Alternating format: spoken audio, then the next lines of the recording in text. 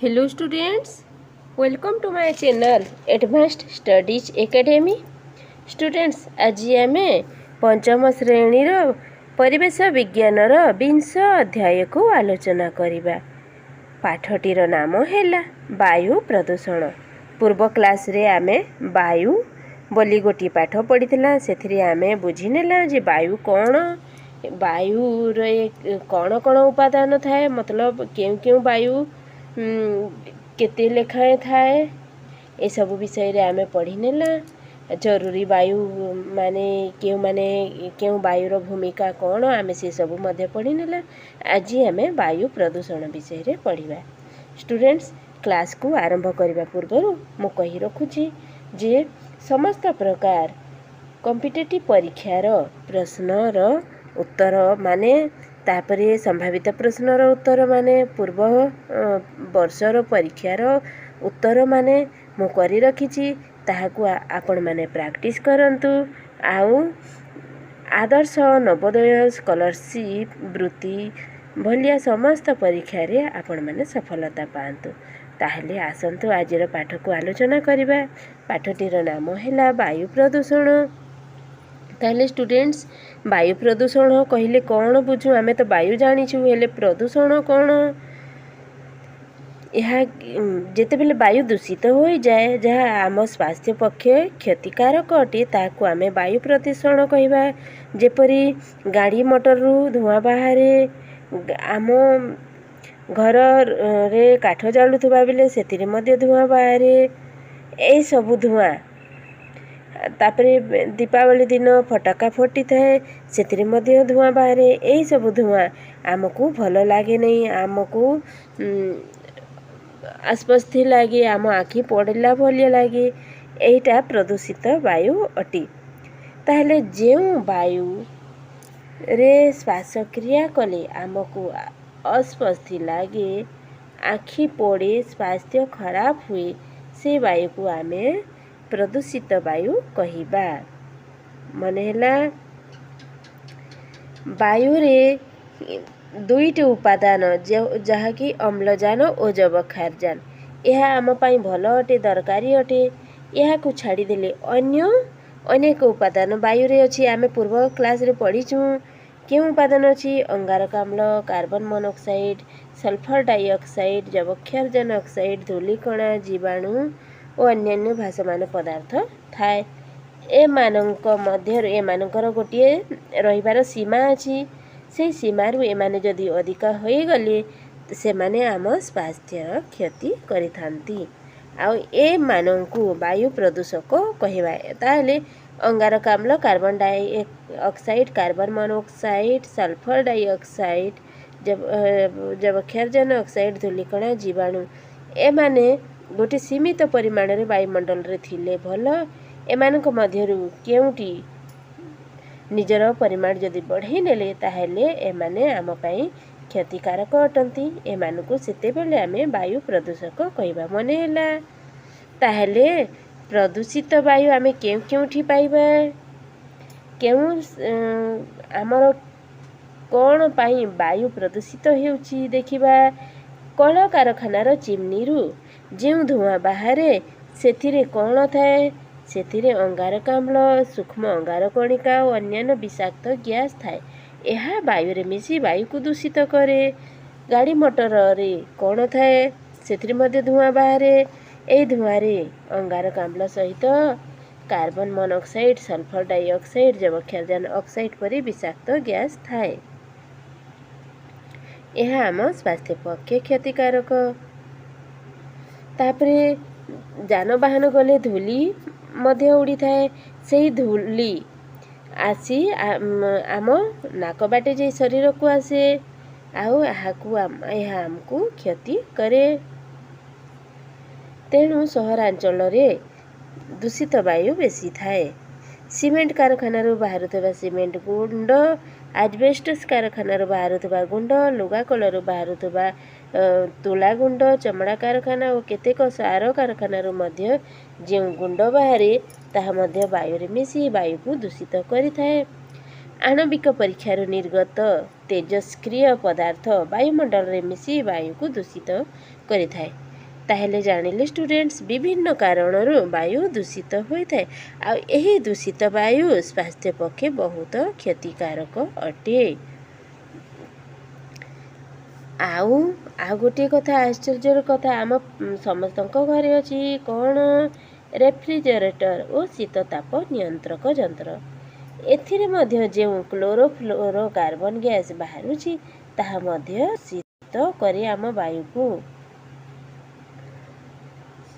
आम घरे जाणुथबा काठ और सुखिला पत्र रू कौन बाहरे अंगारकाम्ल बाहरे तापरे कार्बन मोनोक्साइड बाहरे आउरी विषाक्त गैस बाहरे। यह आम स्वास्थ्य पक्षे क्षतिकारक तेणु काठ और सुखिला पत्र को जलाइबा पई मना करा जाय थाए। सर्वसाधारण स्थान रे सिगारेट बीड़ी सर्वसाधारण स्थान रे सिगारेट बीड़ी आदि टाणीबा को मना करा जाउची काहेकि सिगारेट और बीड़ी रे क्षतिकारक गैस बाहरी थाए। यह आम स्वास्थ्य पक्षे क्षतिकारक। यही धुआं अनेक लोकों को अस्वस्थ लागे तेणु सर्वसाधारण स्थान रे सिगारेट और बीड़ी टाणीबा पई मना करा जाय थाए। वायु रे अंगारकाम्ल गैस र परिमाण किपरि वृद्धि पाए यह जानिबा अति सहज। काठ जलिले आउ तापरे गछ काटी देले गाड़ी मोटर बेसी चलिले वायुमंडल रे अंगारकाम्ल गैस र परिमाण वृद्धि होइथाए।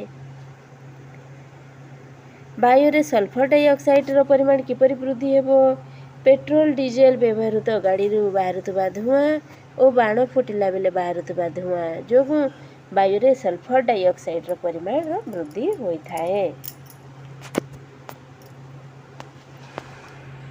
डाक्तरखाना रे रोगी रो छेप खंकार आदि को माटी रे काहेकि पोती दिया जाए काहेकि यह तो साधारण कथा।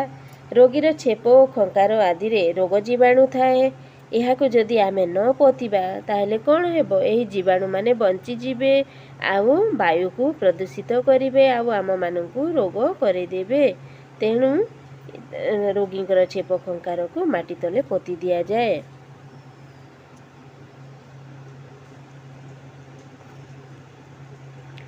ताहेले जून 5 तारीख को विश्व परिवेश दिवस रूपे पालन करा जाए। ए दिन आमे कौन करबा परिवेश किपरि सुस्थ रहिबो सेही परि आमे यत्नशील हेबा। ताहेले केउ सब कार्यक्रम माध्यम रे आमे वायु प्रदूषण को रोकी परिबा। प्रथम हेला जनसचेतनता सृष्टि करिबा। जानवाहन द्वारा सृष्टि होइतबा वायु प्रदूषण को रोकिबा पे सरकार विभिन्न पदक्षेप नेइछंती। जानवाहन द्वारा वायु प्रदूषण होइथाए यहाकू रोकिबा पे सरकार कौन करिछंती खूब कम गैस छाड़ुतबा गाड़ी को प्रदूषण मुक्त गाड़ी भावे स्टिकर मिलुची से गाड़ी चलाइबा पाई आमको सरकार अनुमति दियंती। तापरे सीएनजी चालित गाड़ी सबु व्यवहार हेउची। तो केउ कारण गुड़ी को दूर करदेले वायु प्रदूषण को नियंत्रण करा जाय पारिबो आमे ताकू देखिबा। कौन कौन करा जिबा कथा वायु प्रदूषण को रोकिबा पाई काठ सुखिला पत्र और गोबर जालिबा परिवर्ते धूमहीन जालेणी और चुली व्यवहार करबा को हेबो। धूमहीन जालेणी और चुली कहिले आमे कौन बुझुचु एलपीजी गैस बुझुचु। आमे जदि गैस जलाइबा ताहेले विषाक्त धुआरू बंची पारिबा। अलिया को न पोड़ी आमे पोती देबा। द्वितीय हैला प्रथम हैला धूमहीन जालेणी और चुली व्यवहार करिबा। द्वितीय हैला अलिया को न पोड़ी पोती देबा। तापरे कल कारखाना बाहरुथबा क्षतिकारक गैस को वैज्ञानिक उपाय रे शोधन करिबा। तापरे यही गैस गुड़ी को चिमनी माध्यम रे वायुमंडल को अल्प परिमाण रे छड़ा जिबा आवश्यक फल रे यह वायुमंडल रो बहु ऊपर स्तर को जीव। डाक्तरखाना बाहरुथबा आवर्जना को पोती देबा उचित। गाड़ी मोटर गैस निर्गम पाइप्रे प्रदूषक निरोधी व्यवस्था कराଯାଇ प्रदूषण रोकाଯାଇ ପାରିବ। गाड़ी मटर जो गैस बाहरी थाए ସେଥିରେ କ'ଣ କରାଯିବା प्रदूषक निरोधी व्यवस्था कराଯିବା उचित। आणविक परीक्षारू जो गैस बाहरु थाए तार आमे नियंत्रण करिबा। अधिक परिमाण रे गछ लगाइबा यह भेरी इम्पोर्टेंट। यह विषाक्त गैस को पान करि थाए आउ आमको सुस्थ परिवेश देई थाए और प्रचुर परिमाण रे अम्लजान देई थाए। नुआ जंगल सृष्टि करिबा।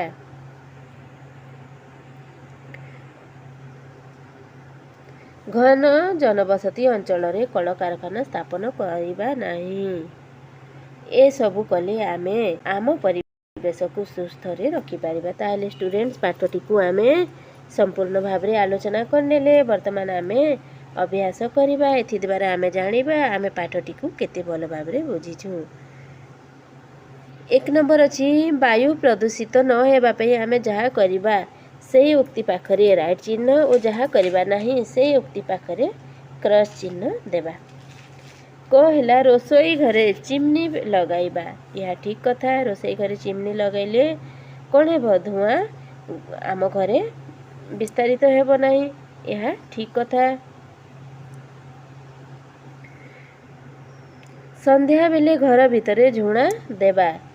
झुणा देले कौन हुए झुणा भल कथा। झुणा देबा उचित। काशिबा छिंके समय रे मुहरे रुमाल देबा यह मध्य ठीक कथा। घर चारि पाखरे बहुत गछ लगाइबा।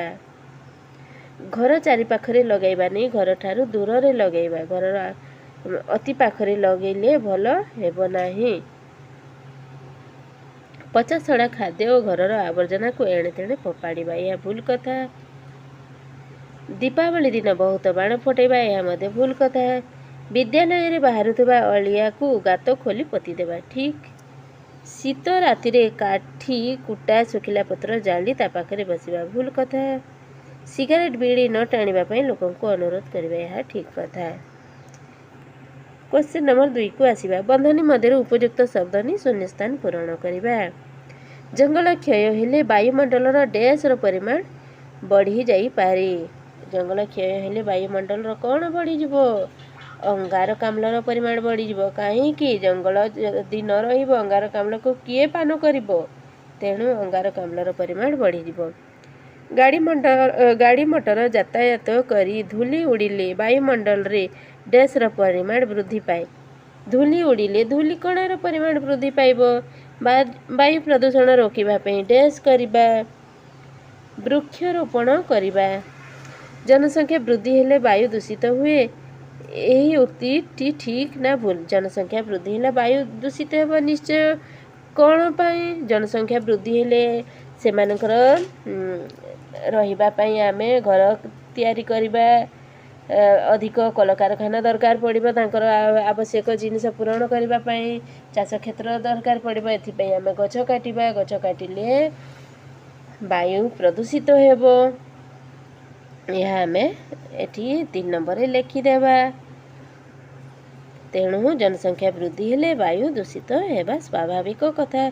घन जनबसती अंचल रे कल कारखाना प्रतिष्ठा पई अनुमति दिया जाए नाही। काहे कि घन जनबसती अंचल रे जदि कल कारखाना प्रतिष्ठा करा गला कल कारखाना रो बाहरुथबा विषाक्त गैस सेही जनबसती अंचल को प्रदूषित करिबा फल रे अनेक लोकंकर स्वास्थ्य हानि हेबो। तेणु घन जनबसती अंचल रे कल कारखाना प्रतिष्ठा पई अनुमति दिया जाए नाही। 5 नंबर को देखिबा। सहरांचल रे बहु संख्यक गछ लगा जाए। काहे कि सहरांचल रे कल कारखाना और गाड़ी मटर संख्या बेसी। सेथिरो बाहरुथबा विषाक्त गैस को पान करिदेबो बोली सेथिरे गछ लगा जाए जद्वारा परिवेश सुस्थ रहिबो। 6 नंबर देखिबा। वायु दूषित हेबार 3टी मुख्य कारण कौन। वायु काहे कि दूषित होची अति पुराना गाड़ी मोटर व्यवहार जोगु कल कारखाना जोगु आउ काठ सुखिला पत्र इत्यादि जालिबा जोगु सिगारेट गंजा इत्यादि टाणिबा जोगु मध्य वायु प्रदूषित होइथे। वायु प्रदूषण रोकिबार 3टी उपाय कौन? वायु प्रदूषण रोकिबार 3टी उपाय। प्रथम उपाय है प्रचुर परिमाण रे गछ लगेबा। द्वितीय उपाय है काठ काटी कुटा पत्र इत्यादि न जलाइबा। तृतीय उपाय है जन सचेतनता सृष्टि करिबा। ताहेले स्टूडेंट्स आजिर पाठ को एठी रखिबा। पाठटी को आशा करूछि आपण मानकु निश्चय भल लागिथिबो। ताहेले मो चैनल को सब्सक्राइब करबा पई और मो वीडियो को लाइक करबा पई भूलिबे नाही। Thank you.